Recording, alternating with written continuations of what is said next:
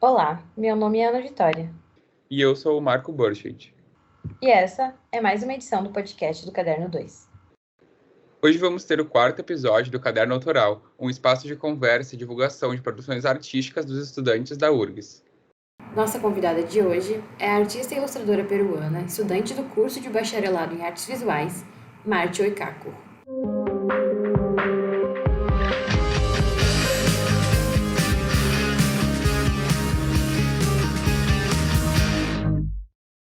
Bem-vinda, Marti, prazer de estar aqui com a gente e descobrir um pouquinho mais do seu trabalho.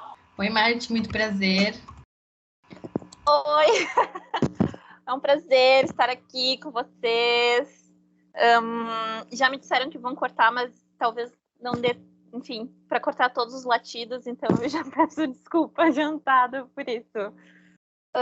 Eu faço bacharelado em artes visuais ali na URGS, aqui na URGS, e eu trabalho com ilustração, principalmente.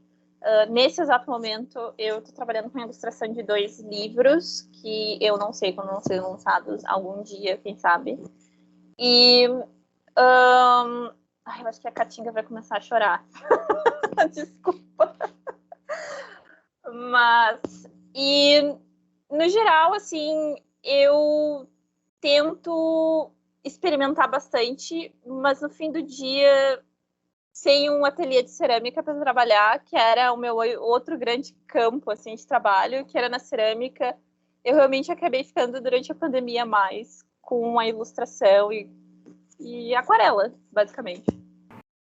A pandemia virou a vida de todo mundo de cabeça para baixo. Mas quando que surgiu o teu interesse pelas artes? Assim, é uma coisa desde pequenininha? E como tu decidiu que tu queria cursar isso? Foi desde pequena. Assim, eu fui uma criança muito sensível a coisas visuais, a cores. Tinha muitos filmes e muitos desenhos que eu não gostava por nenhum motivo em particular, além de eu achar feio. Eu era muito neurótica, assim, com estética, com padrões de cores, com esse tipo de coisa. E eu estudar artes foi uma coisa que demorou muitos anos, assim. Eu tentei arquitetura primeiro, depois eu tentei história. E foi só então, depois de, não conseguir entrar em história por décimos, que eu pensei, talvez só não seja isso, assim, não seja esse meu chamado. Eu sou uma pessoa muito espiritual, então, para mim, eu entendi aquilo como um sinal, assim. E quando eu passei em artes, eu passei de primeira. Eu não sabia o que era para fazer na prova específica, eu não sabia o que era para levar, eu não sabia nada, assim. Eu cheguei muito, caí de paraquedas. E foi maravilhoso, assim, o amor da minha vida são as artes visuais, eu amo, amo, amo, amo. Então, eu acho que o interesse sempre esteve ali, mas eu tive uma grande resistência em aceitar que esse era o meu caminho, assim. Essa foi a parte mais difícil. Mas agora que a gente sabe um pouquinho mais da tua trajetória até ingressar nas artes visuais, eu queria saber como é que tu construiu ou como tu constrói a tua identidade como artista, se ela é fixa, se tu sente que ela vai se modificando, se tem interferências, assim, pela tua trajetória como imigrante, como pessoa peruana, enfim, como isso tudo casa e chega em ti. No início do meu trabalho, assim, quando eu entrei na faculdade, eu sou uma pessoa, no geral, assim, muito lenta para aceitar os grandes processos de mudança de vida, assim. A minha mãe disse que eu demorei muito tempo a querer sair da infância, e a adolescência eu acho que é difícil para todo mundo, mas entrar na faculdade e entender o meu papel, o que eu estava fazendo ali, porque por mais que tivesse sido quase um chamado espiritual, entender o que estava acontecendo e o que eu estava fazendo ali foi uma coisa que demorou um pouco, assim. E eu lembro de, nos 2 primeiros anos, ser muito difícil de eu, enfim, não saber o que eu estava fazendo. Então, no meio disso, no meio da graduação, eu fiquei doente, eu fui internada. E, enfim, foi 1 ano e meio, 2 anos que eu perdi, assim, totalmente perdidos de faculdade. Foi muito difícil para mim. E quando eu voltei, eu me aproximei, então, de pessoas que antes eu não tinha tanta... que eu simpatizava antes, mas que eu realmente não tinha tentado me aproximar, assim. Eu olhei com outra perspectiva para a vida.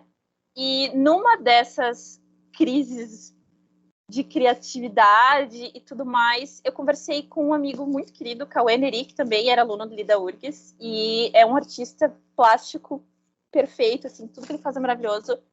E eu mostrei meu caderno para ele, eu disse, eu tô tendo esse problema, essa crise terrível, eu não sei o que fazer, tudo que eu faço é um cocô terrível. E aí, ele olhando meu caderno, ele disse que via muito da minha identidade, assim, nos trabalhos, e mesmo não intencionalmente, ele via as cores do meu povo, ele via as imagens do meu povo, os mitos do meu povo, ele via essa parte de mim surgindo dentro do meu trabalho sutilmente, assim, mesmo que eu tratasse de temas de cultura pop e tal.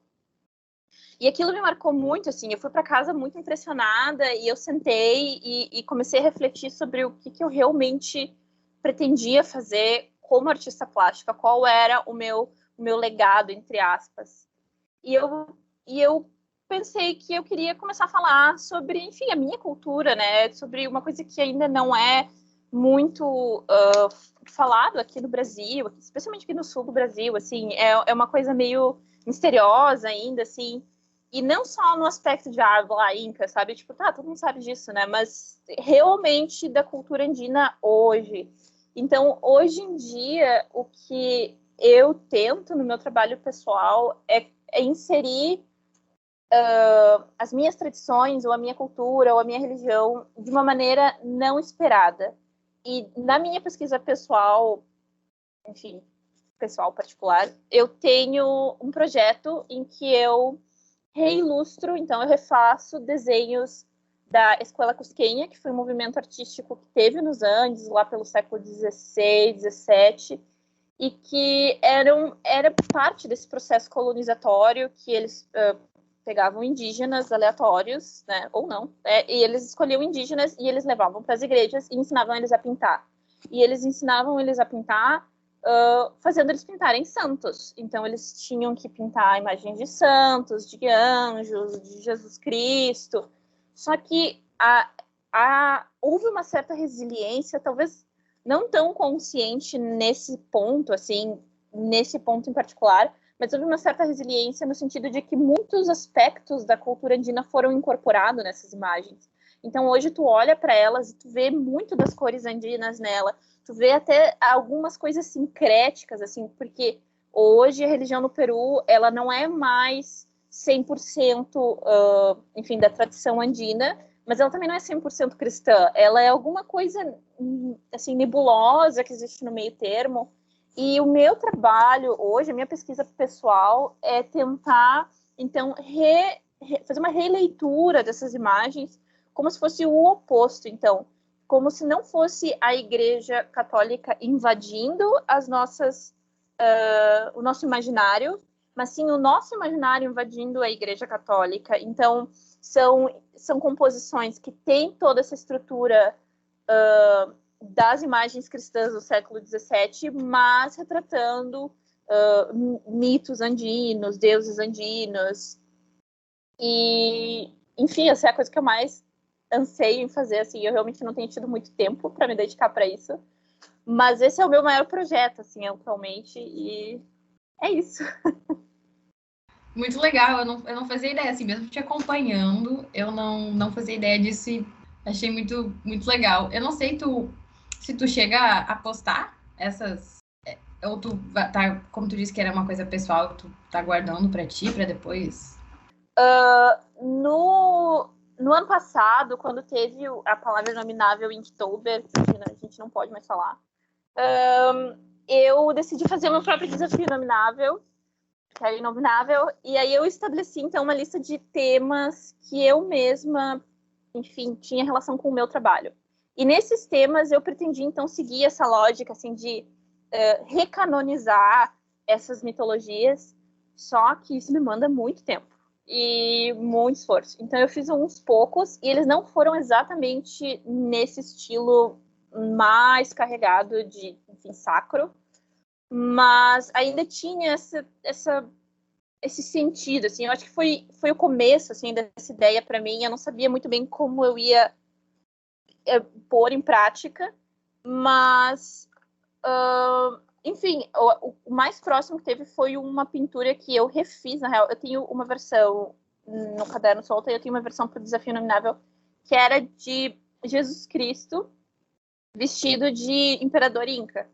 E eu quero refazer essa imagem depois maior e já com todos os ícones e com toda a simbologia correspondente. Mas é uma ideia que sempre me fascinou, assim, porque o Inca, o imperador Inca, ele era um homem designado, ele era o filho do sol. E Deus, o Deus cristão, muitas vezes ele era referenciado como sol. Então, eu acho que é um paralelo interessante, assim, de se fazer. E são assim, tem muito... Os retratos de Jesus Cristo nos antes são dele branco, né? E eu acho que seria... mesmo que não seja... Porque é uma religião cristã. Hoje em dia é uma religião cristã. Só que não é na mesma norma, assim. Jesus Cristo, ele exerce, de certa maneira, um papel de filho do sol. Então, eu acho que essa é uma imagética que fez parte da minha vida inteira e eu acho que seria interessante, então, finalmente retratar. E eu retratei ela mais de uma vez. E eu quero fazer ela maior para ficar mais legal. Agora que a gente, enfim, descobriu um pouquinho mais sobre a forma que tu constrói as tuas ilustrações e como tu divulga elas, eu queria saber como é que nasceu essa mistura de sci-fi com fan-art, com arte sacra do século XVI, XVII, como é que surgiu tudo isso e como é que tu consegue juntar, que é algo, enfim, super distinto uma coisa da outra. Isso é porque, assim, eu comecei trabalhando com... Eu era obcecada por cyberpunk na minha juventude, quando eu era uma garota jovem ainda. E eu lia muita ficção científica, cyberpunk era a minha vida, eu tenho vários livros aqui, inclusive.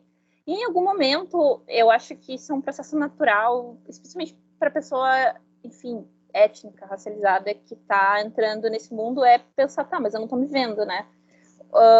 A ficção científica, ela é muito racista, tradicionalmente, e ela sempre apresenta povos indígenas indiretamente, de uma maneira meio questionável, assim, meio bizarra. E aí, enfim, eventualmente eu reparei nisso e eu comecei a procurar, então, uma representação em que eu me visse. E comecei a procurar artistas que preenchessem essa lacuna para mim. E eu não achei. Eu não achei nenhum artista que falasse explicitamente de povos nativos ou andinos, que seja, dentro desses contextos, e eu pensei que talvez eu poderia contribuir. E eu tentei, por um tempo, assim, produzir esse tipo de material. Meus trabalhos mais antigos são bem focados em ficção científica, muito mais do que hoje em dia. Hoje em dia eu dei uma afastada, assim, mas eu procurei isso realmente, assim. Só que o lance da ficção científica, do desenho de cyberpunk, na real, é que hoje existem grandes nomes trabalhando com isso, grandes artistas trabalhando com isso, e todo mundo quer fazer igual a eles. E isso me deu ranço, porque eu não quero fazer igual a todo mundo. Mas eu também não sabia como pensar numa maneira nova de fazer isso. Então eu simplesmente aceitei que é um trabalho para ou outra pessoa ou para Marcela do futuro. E eu nunca realmente abandonei a ideia da ficção científica. Eu ainda sou muito apaixonada por ficção científica. Eu tô meio chateada agora por causa de Star Wars, mas vai passar. E até lá, eu tenho certeza que eu vou voltar a essa temática. É realmente só mais uma questão de tempo do que vontade. É muito legal que, assim, a gente tem mais ou menos a gente tem umas perguntas, assim, né, pra gente se guiando, e tu responde perguntas que a gente não fez enquanto tu fala. Isso é muito bom, torna a conversa muito fluida. Por exemplo, tinha uma pergunta aqui, que é se tu sentia necessidade de quebrar bloqueios das pessoas, estereótipos das pessoas com as temáticas que tu representa. Tu mesma tu já falou, né, que tu foi procurar representação de sci-fi em que povos nativos e pessoas indígenas fossem representadas de uma forma que não fosse essa mesma forma que todo mundo representa, que não fosse uma parada duvidosa e preconceituosa, e tu não achou. E pra não ser injusta, assim, pra não ser injusta de que eu não achei nada, eu achei depois. Porque, assim, tem outra grande barreira no mundo da ficção científica para uma pessoa no hemisfério sul, que é o idioma. Eu leio em inglês, então, para mim, isso não é realmente uma grande barreira, mas eu sempre penso o quão acessível isso vai ser, assim, nessa questão. E eu achei uma coletânea de contos escritos por jovens indígenas dos Estados Unidos sobre ficção científica, mas em dólar. Então, isso é uma coisa que eu estou me programando para comprar em algum momento, mas até lá, sei lá, né? E o que tem muito autor de ficção científica interessante hoje são pessoas de origem asiática ou realmente asiáticos que estão produzindo, enfim, textos e livros e histórias fantásticas, assim, que é com outra perspectiva e que vale muito a pena, mas eu ainda estou ansiosa para ver, então, a juventude brasileira nativa da América do Sul falando sobre isso. Eu vou fazer muitos fanarts, com certeza. show. Realmente com o dólar a R$6 é um pouquinho complicado adquirir esse tipo de coisa. E a gente, né, conversou sobre algumas inspirações, assim, que são a arte sacra, o sci-fi e tudo mais. E tu tem, assim, nomes, sei lá, filmes, artistas específicos que tu consegue citar que são uma grande influência para ti? Tem, mas a minha memória é muito ruim, então não. No caso da Escola Cusquem, assim, como período, não tem, eles não assinavam. Isso era uma característica, assim. Só tem um cara que assinava, assim, que se tornou o cara mais importante, porque é o único cara que assinava e que sabem quem é, e que eu não lembro o nome dele agora. Eu teria que olhar nas minhas anotações. Mas fora isso, assim, a real é que tem alguns, assim, tem uma menina da Centro-América, é um país da Centro-América, a Sônia Lazo, que ela faz, é um trabalho bem gráfico, assim, de coisas, caveirinhas, são coisas da cultura local, assim, mas que ela representa de uma maneira pop, assim. Eu gosto muito do trabalho dela. E tem outro cara, que eu também não lembro o nome, porque a memória é muito ruim, mas que ele faz, eu posso anotar e passar por escrito depois, porque eu tenho ele salvo, só eu não lembro dos nomes. E esse cara, ele faz releituras, então, de murais astecas. E ele faz releituras, então, num traço mais contemporâneo, assim. Ele se usa de referência para as poses, assim, uma coisa muito doida.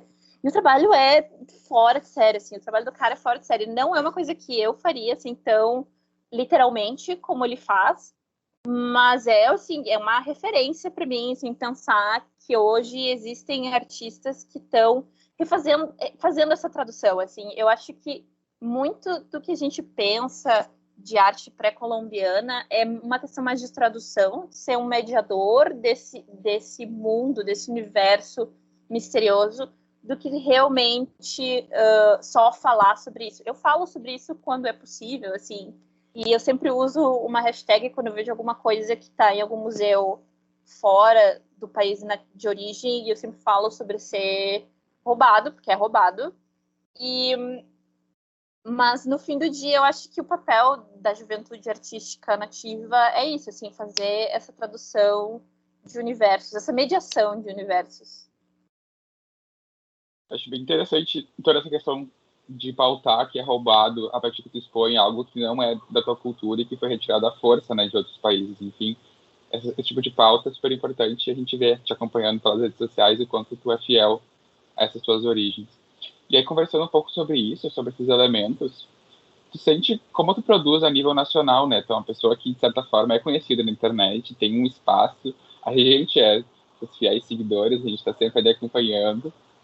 E aí eu queria saber se tu sente nessa tua divulgação que tu tem que quebrar alguns bloqueios das pessoas, se existe algum tipo de olhar estranho no Sul ou no Brasil, seja no meio virtual ou digital, se tu sente que quando tu produz toda essa diversidade que tu transforma em algo visual, se tu sente que isso chega de uma forma que tu não quisesse, ou que ele tem que passar por algum tipo de barreira para poder chegar na pessoa da forma que tu gostaria que fosse. Eu nunca pensei assim sobre isso. Eu não vou ser injusta, assim. Eu acho que dentro da faculdade eu sempre, salvo assim raríssimas exceções, eu sempre tive muita recepção assim por parte dos professores com esse tipo de proposta, assim. Eu consigo pensar em um professor assim que tenha sido hostil ao que eu tenha tentado passar. E era uma pessoa nada a ver e sei lá, eu nem me ofendi porque era um velho chato. E aí, na internet, eu acho que o, o meu trabalho acaba não sendo tão protagonista da minha presença quanto a minha personalidade. E isso é uma coisa assim que eu tive um certo dilema assim de aceitar, mas para quem não sabe, né, quem tá ouvindo aí não sabe, eu sou uma pessoa com um temperamento muito barulhento na internet. E eu já fui pior. Hoje eu melhorei bastante. Mas eu falava coisas muito polêmicas e que nem sempre as pessoas estavam dispostas a ver. E às vezes eu falava umas bobagens também. Eu não vou ser. A gente tá sempre crescendo, a gente tá sempre aprendendo. E esse foi o meu caso. Muitas vezes eu falei besteira e me arrependi. E hoje em dia eu tento ser mais contida e falar só das coisas que eu realmente sei do que eu tô falando. E então, teve uma vez que teve, isso me marcou muito, assim. São essas coisas pequenas que te marcam pro resto da vida. Mas teve uma vez que uma pessoa tava me xingando muito e eu nem sei porquê. Não sei. Eu provavelmente dei motivos, mas eu não lembro por que a pessoa tava me xingando. A pessoa me odiava muito. E daí me mandaram que a pessoa tava falando mal de mim numa conta fechada. E daí eu como uma boa pessoa, madura, né, calma, eu fui lá e puxei briga. Marquei a pessoa e disse, não, você tá falando isso, não sei o que, não sei o que. E aí a pessoa ficou, sim, a pessoa já não gostava de mim, então a pessoa ficou 10 vezes mais furiosa. E aí aconteceu o que sempre acontece quando eu entro numa grande discussão, que é atacar uma identidade. E para, assim, dar uma noção, para quem está ouvindo, eu sou uma mulher clara. Eu sou andina, eu sou quechua, eu sou peruana, mas eu sou uma mulher clara. Então, os meus traços, eles não são reconhecidos como tradicionalmente indígenas no Brasil. Porque no Brasil, especialmente no sul do Brasil, as pessoas não reconhecem traços andinos. Tudo bem, sabe? Eu não vou ficar chegando nos lugares com o meu chale e a minha poeira e dizer, galera, agora eu quero cotas. Nem nada disso. Eu nunca faria isso, assim.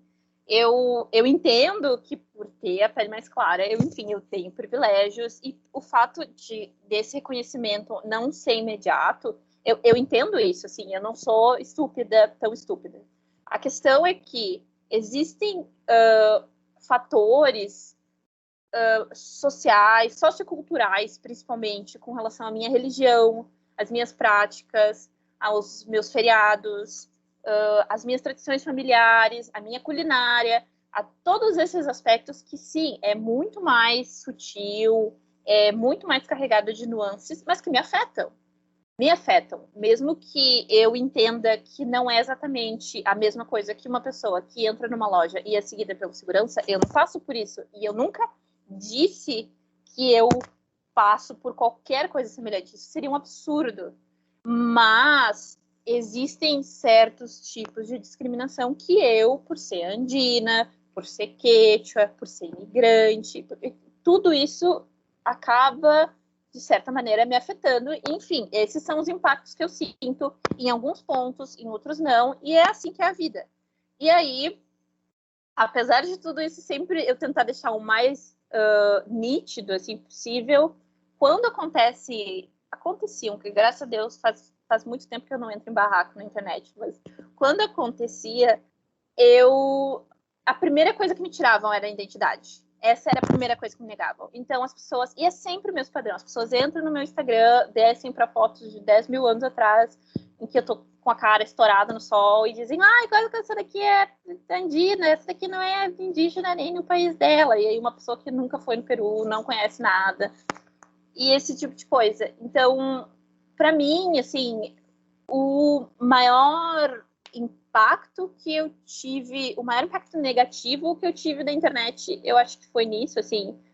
Eu não posso ser injusta de dizer que foi gratuito, porque eu era muito hostil desnecessariamente, assim, vivendo e aprendendo.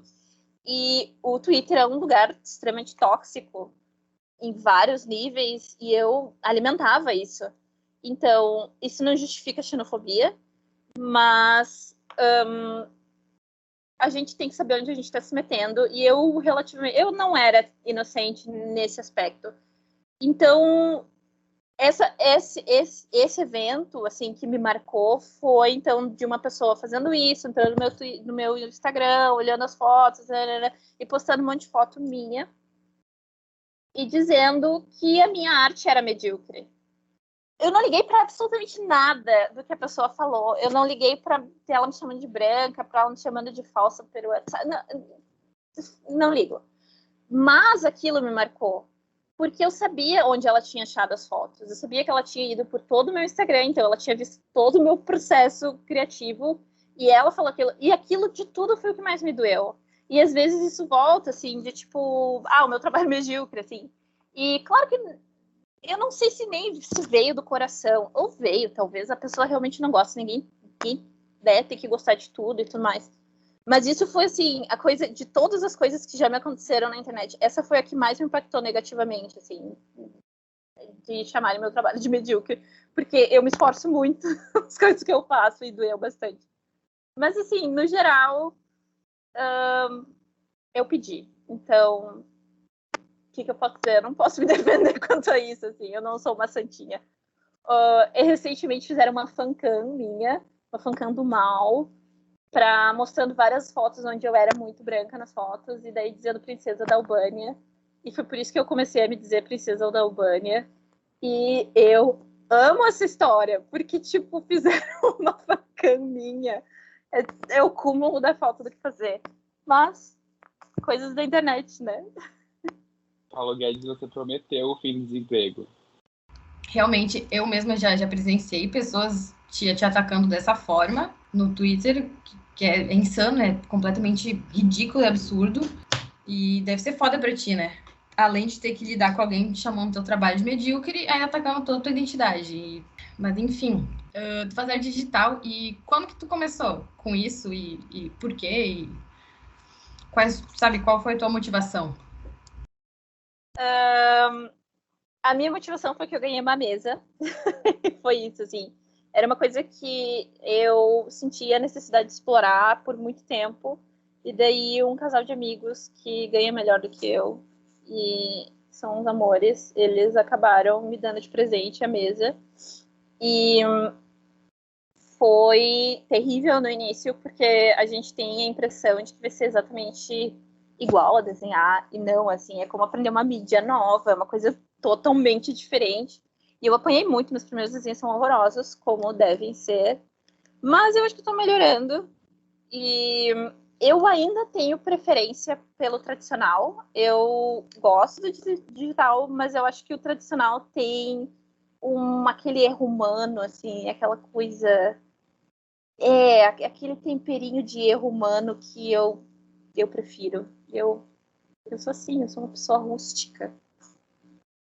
Mas então, agora que a gente entrou um pouquinho nesse assunto digital, algo mais manual, eu queria saber como é que tu conheceu o Apoia-se, que, enfim, para quem está escutando não sabe, a Marte tem um perfil no Apoia-se, que faz coisas lindíssimas, quem quiser seguir lá e apoiar ela, seria fantástico.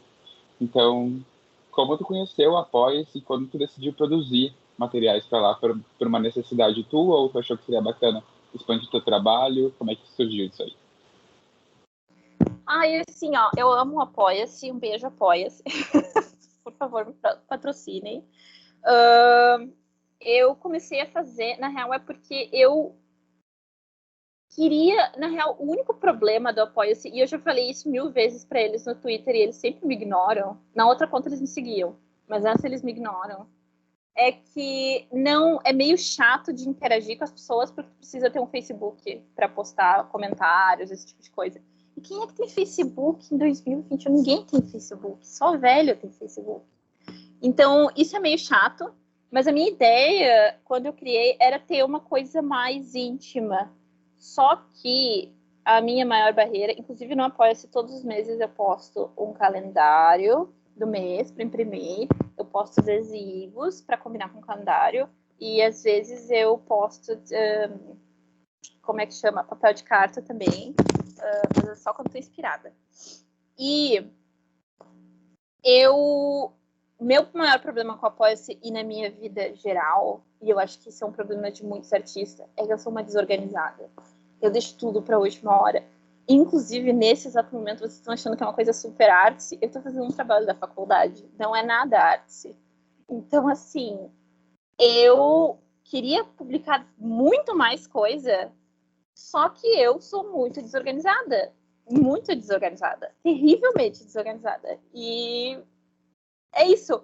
Mas eu pretendo, assim, um amigo meu vai começar a me ajudar, ele vai ser meu assistente, eu vou ser a Miranda e ele vai ser a Anne Hathaway e eu vou jogar bolsa assim na mesa dele e ele vai me ajudar a me organizar agora. E ele é virginiano e vai ser maravilhoso, vai dar tudo certo e eu vou assim, ó, postar muito conteúdo um dia quando eu terminar meus trabalhos da faculdade atrasados.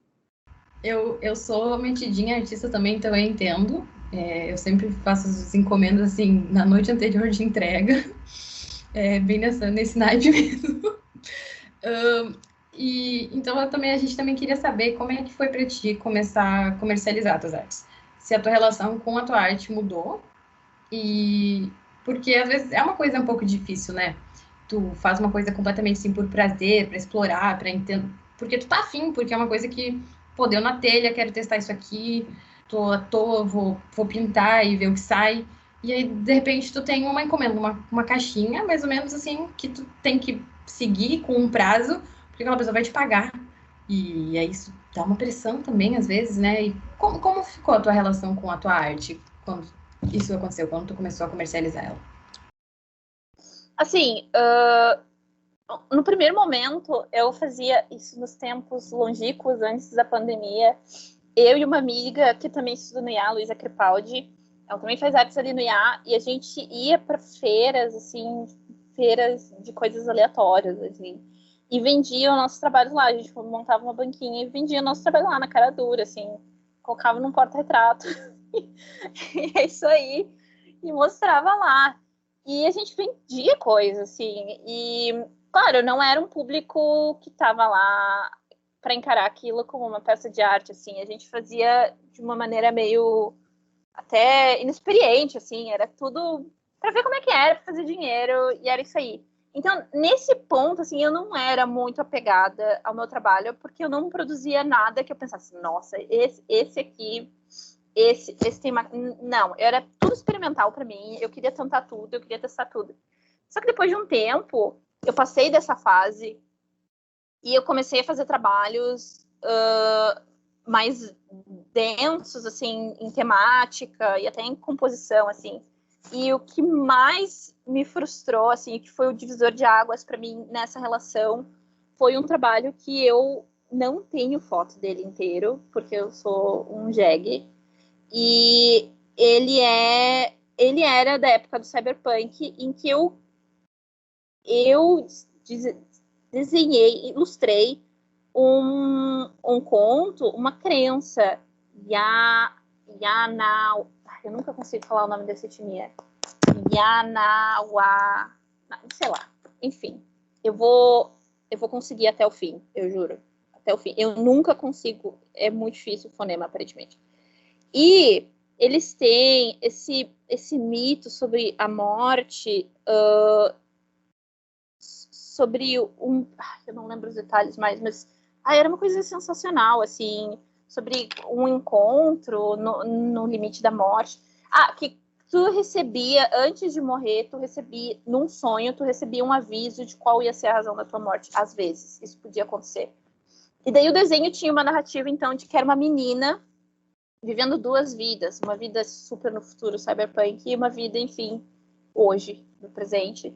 E numa aldeia, numa comunidade. E daí era o passado dela, então, mostrando para ela uma serpente que ia ser a serpente que ia envenenar ela. Isso num sonho, que iria envenenar ela. E aí no futuro era a moça, então, com uma perna, assim, uma prótese, tipo, estileira, cyberpunk e tudo mais, mas era a mesma moça, e ela segurando o gavião, que era o predador dessa cobra. Então tinha toda uma narrativa, assim, dentro do desenho, e que eu tinha que explicar, e eu tinha que pronunciar o nome da etnia, e eu não conseguia desde então, anos, mas eu já não conseguia. E aí eu vendi esse desenho sem tirar foto, porque eu achei ele feio na época, por algum motivo. E hoje em dia eu me arrependo muito, assim, e aquilo foi muito divisor de águas para mim sobre como eu encarava o meu próprio trabalho, assim, de como eu olhava com um certo desdém, assim, para ele, de tipo, tudo é descartável, tudo pode ir. E a partir daquele momento eu comecei a olhar mais para o meu trabalho como algo contínuo, assim, um processo contínuo e enfim, de várias etapas, e que era importante, então, eu registrar tudo isso, e que todas elas tinham o seu valor, mesmo que naquele momento eu não conseguisse enxergar, assim. Mas essa foi a maior... foi a maior diferença, assim, para mim, foi mais uma coisa interna do que realmente alguma dificuldade de vender. Eu sempre fui muito desapegada, assim, com tudo. Então, não foi difícil.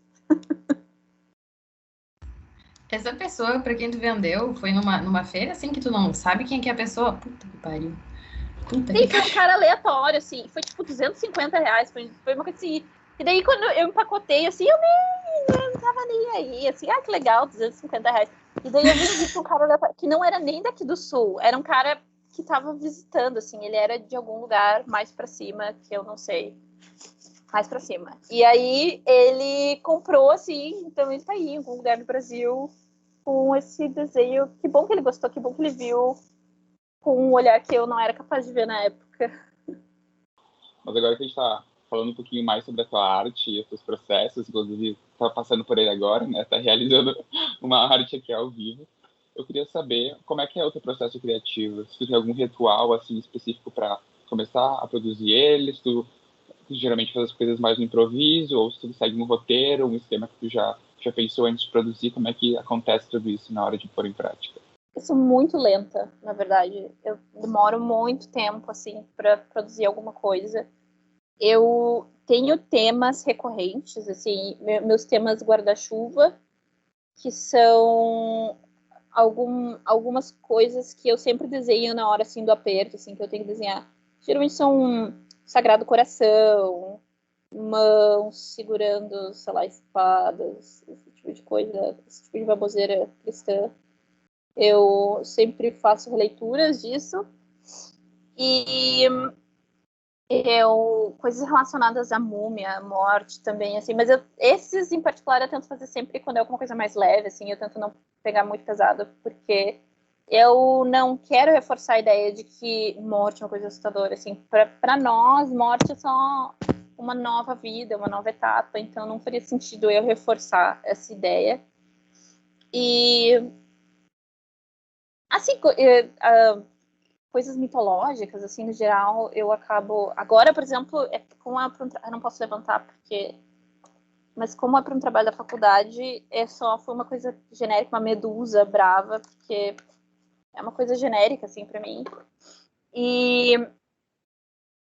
Mas quando é alguma coisa mais... enfim, alguma coisa com mais pesquisa, eu demoro, assim, meses, às vezes, antes de passar para o papel, assim. Eu leio muito, então eu acabo estudando muito tempo, assim, E, no geral, o que eu faço, então, é estudar muito, ler muitos livros sobre algum tema em questão. Como meus trabalhos hoje estão muito inca-centrados e andino-centrados, então eu acabo lendo e relendo e vendo isso e vendo algumas coisas sobre a psicologia da mitologia, assim, que é meio papo, né, galera? É meio papo, não é real, não se deixem levar. Mas eu acho interessante como entretenimento, então eu acabo lendo bastante sobre isso, assim. Eu amo Joseph Campbell, mas eu não levo a sério uma palavra do que esse homem fala. Mas eu amo ele, eu daria minha vida pra ele se ele já não estivesse morto.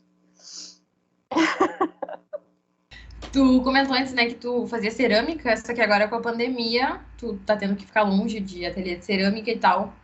E tu explora, além da pintura e do desenho, da aquarela e da cerâmica, tem algum outro tipo de arte que tu explora? E, assim, por que tu parou com a cerâmica, né? Porque tem até a possibilidade, assim, de fazer, levar pra queima.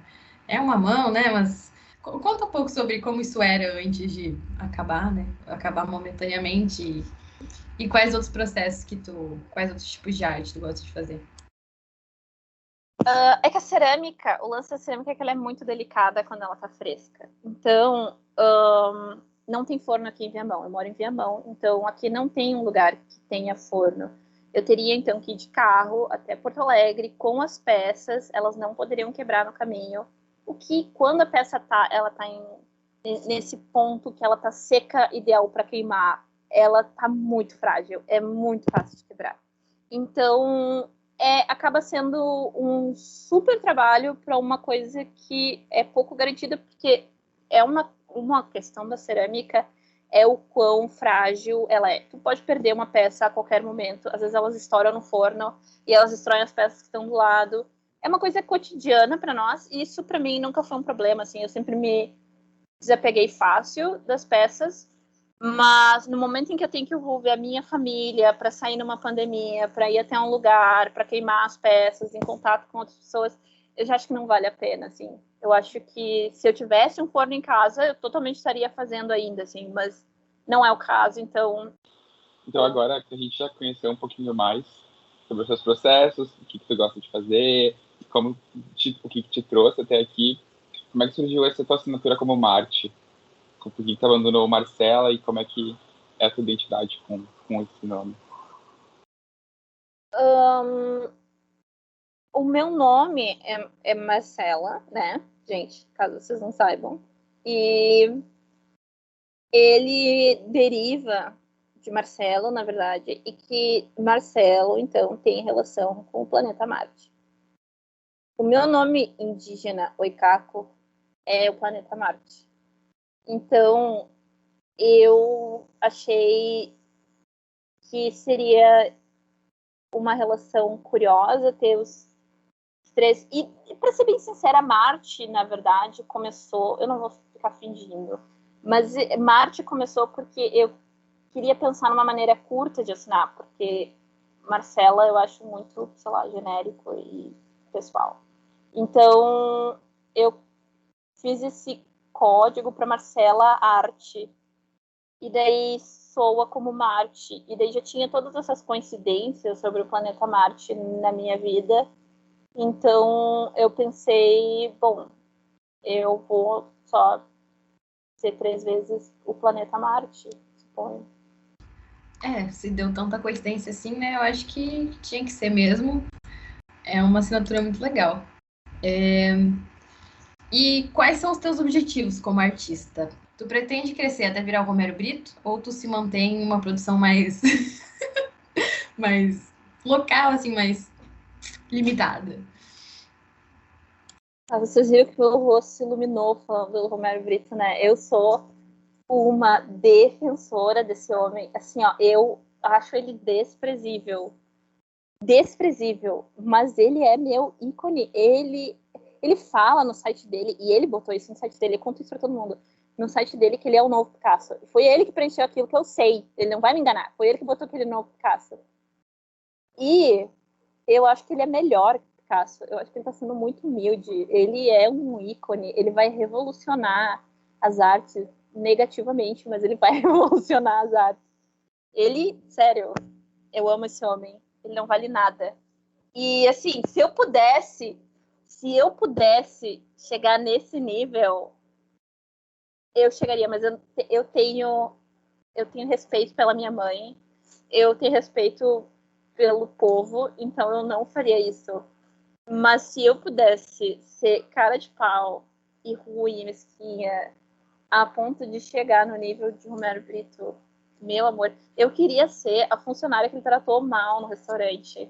Eu queria ser ela. Eu ia amar, eu ia dizer assim, o Romero Brito está me tratando mal, esse é o melhor dia da minha vida. Entendeu? Eu não entendo, eu transformei isso sobre o Romero Brito, mas é que eu amo muito ele, vocês não estão entendendo. Eu amo muito ele. Assim, ó, ele é a pessoa mais importante da arte contemporânea. O meu professor de seminários de arte contemporânea, ele me proibiu de falar o nome do Romero Brito em sala de aula. Ele não me deixa falar o nome do Romero Brito. Mas eu queria dizer aqui, ó, que não vou ser censurada, entendeu? Ele é o artista mais importante da arte contemporânea. Não adianta chorar. E qual era a pergunta? Eu já esqueci a pergunta. Aonde eu quero chegar? Gente, Onde eu quero chegar? Eu tô chorando de rir, mas nós estamos cansados aqui, a gente tá indo junto com ela.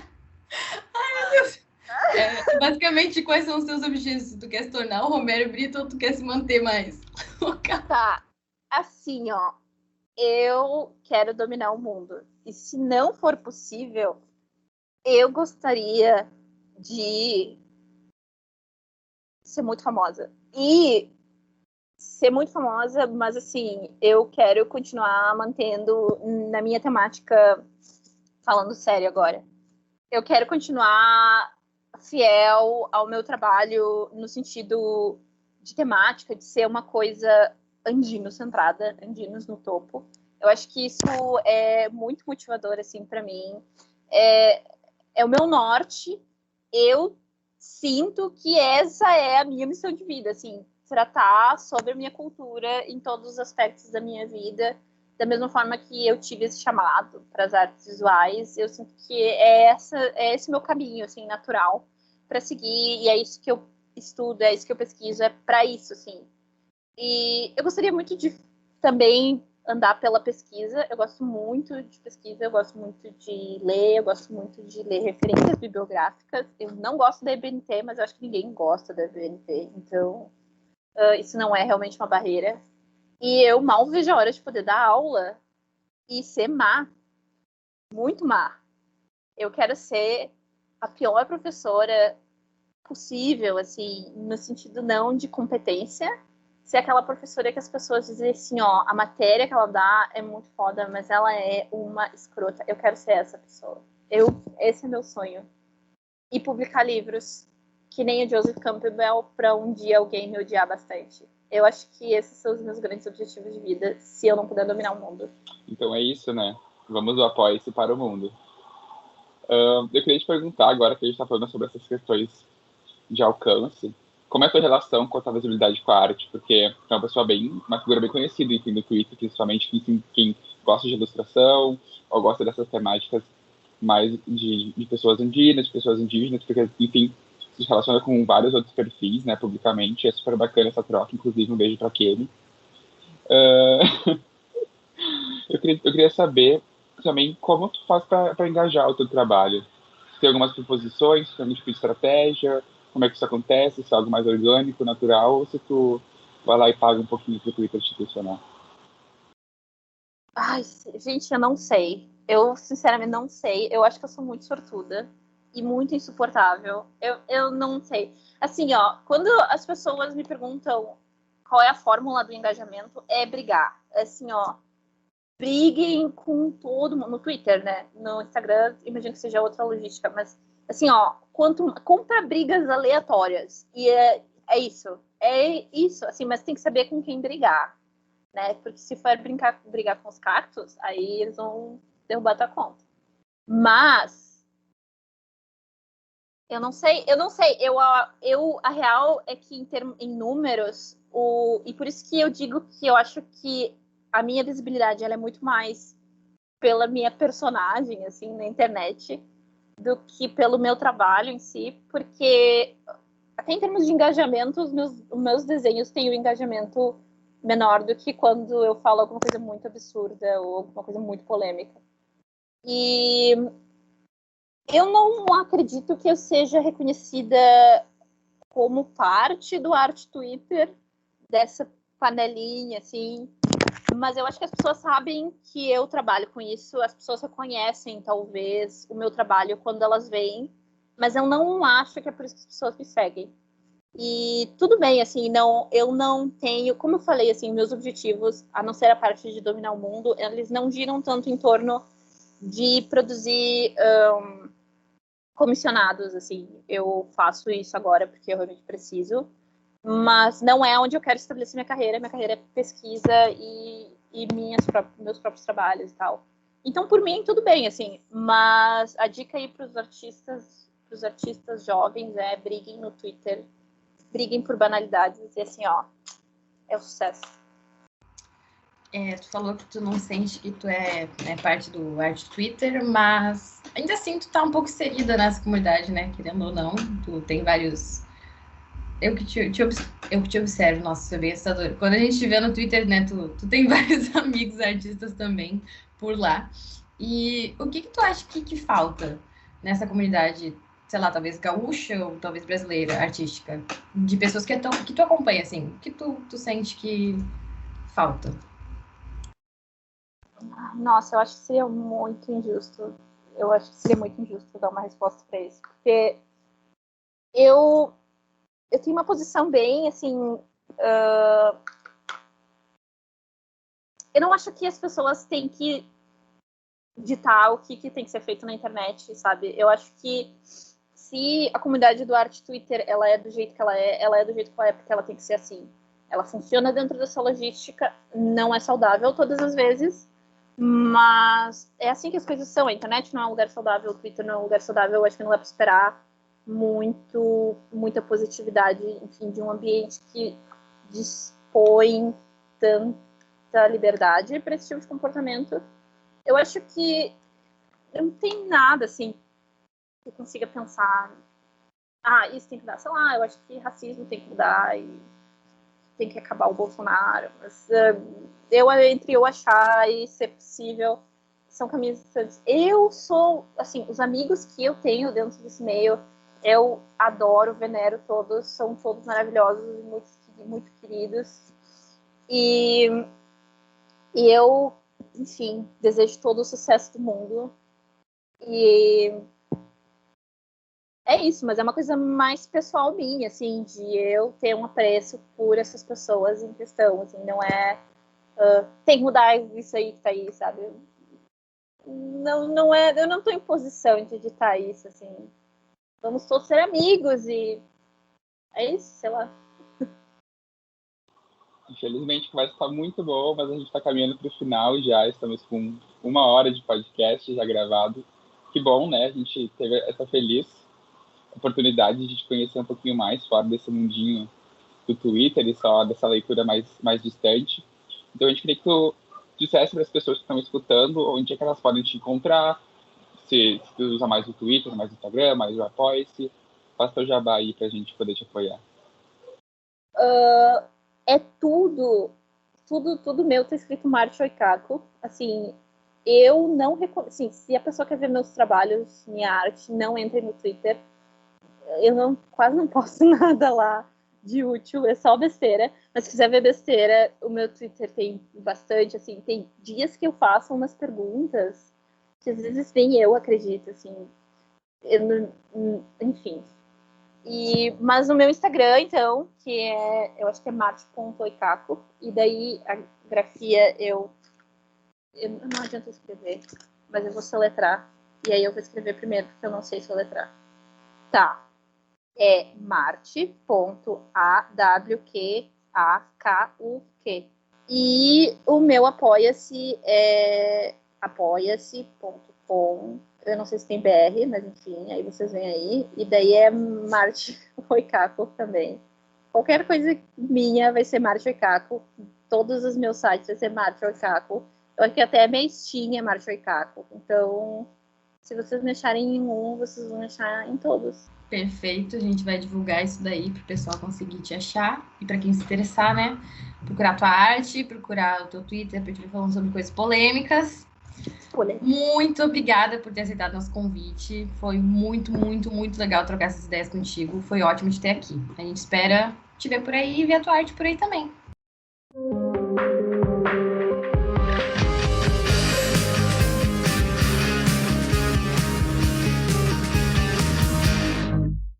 E este foi o episódio de hoje do Caderno Autoral, um projeto do Caderno 2. Nos siga nas redes sociais. Estamos ativos no Facebook, Instagram e Twitter. Leia nossos textos disponíveis no Medium. A edição desse podcast foi feita por Ana Victoria Bagatini e roteirizado por Ana Victoria Bagatini, Daniel Correia da Silva e Marco Borchet. Trilha sonora original por Arthur Last e Adriano Quadros. Muito obrigado pela sua audiência e até semana que vem.